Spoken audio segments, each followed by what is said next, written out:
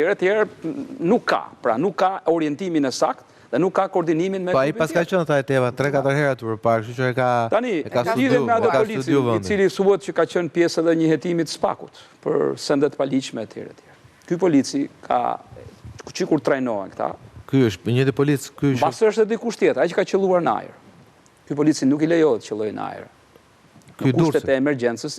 Një hetim diun që ka spaku, ligji parashikon... Po pra, ajo është. Ligji parashikon që në rastet kur ti mund të kesh kohë, ligji për përdorimin e armëve të zjarrit nga ana e forcat policisë, përfshirë dhe ato të burgjeve, duhet t'i thuash një herë ndal se po qelloj, herën e dytë, dhe pastaj qellon. Mundësisht në anësi të poshme, ose pastaj mund ta qellosh, varet, mund dhe të humbi jetën ai. Dhe është e lejuar, e autorizuar nga ligji. Neni 2 i konventës europiane thotë, po për rrezik që t'u arratis personi qellohet me armë. Është një nga rastet ku të kufizohet e drejta jetës.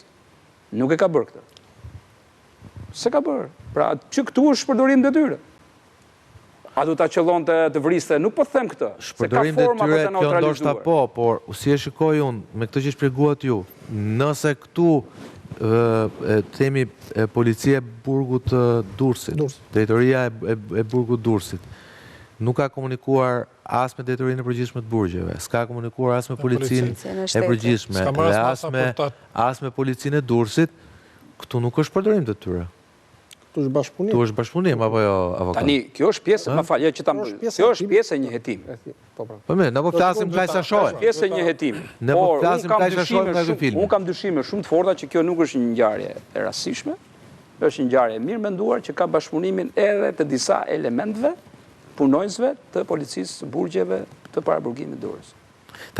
Kam dyshimet e mia. Nuk po them që kjo është e vërtet, po kam dyshimet e mia. Avokat, të paktën nga sa shohim, nga sa shohim, shiko. Sepse gjithë ideja është, ta tash, aty për shkakun ke politikan që ankohen që po izolohen. Pra, po Erion Velia përruhet si me qenë Osama Bin Laden.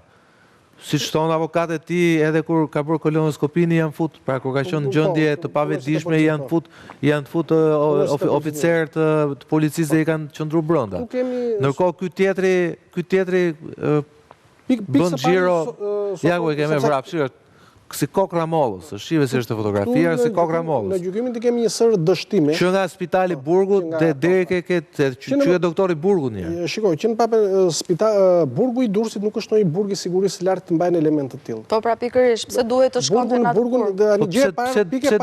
burg? Një element i tillë si ka mundësi që është në këtë burg.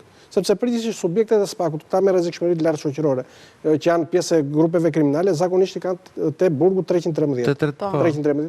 Tani, kjo është pikpyetje më. Në kohë aty majnë Ilirmetën, të 313. Sepse përgjithsisht burgu nga çaj dim, te burgu i Durrësit janë jo politikan, jo ish zyrtar, nuk shquhet për siguri të lartë. Në radhë dytë, që në shoqërimin e ty, si është bërë shoqërimi i këtij personi? Si e kanë bërë? Ka njoftuar policia e burgut, ka njoftuar e prorët e drejtorisë përgjithshme, të cilët kanë dispozicion forcën e posaçme, grupet e gatshme, të cilët në mbështetje për këto raste janë, për personat me rrezikshmëri të lartë shoqërore. Aty si janë marrë masat, te burgu i Durrësit, janë marrë masat gjitha, dhe te tualeti duhen marrë masa patjetër. Të kontrollohen, ka rrezik i Kyni dënuar pa kontrolluar përpara policisë. Patjetër, si kontrollohen. Si tha dhe profesor Karamuç, është dështim dhe i SHKB-së burgjeve, se çdo burg ka inspektor SHKB-je vetë, se kjo nuk është ngjarje e rastishme, kjo është e mirë menduar, ta them unë.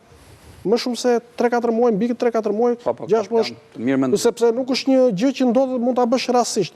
Dhe vetë plani që kanë pritur me makinë, kanë përcjell, ka qenë një plan i hartuar në çdo detaj. Mos them që mund të kem komunikuar edhe me smartphone brenda burgut.